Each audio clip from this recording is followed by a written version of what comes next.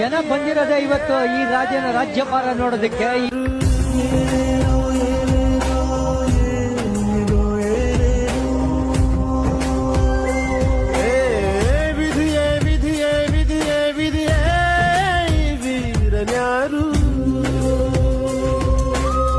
ಬಂದೂರಿನಲ್ಲಿ ಒಬ್ಬ ಪರಾಕ್ರಮಿ ರಾಜ ಇದ್ದ, ರತಿಯಂಥ ರಾಣಿಯೊಡನೆ ರಾಜ್ಯಭಾರ ಮಾಡುತ್ತಿದ್ದ.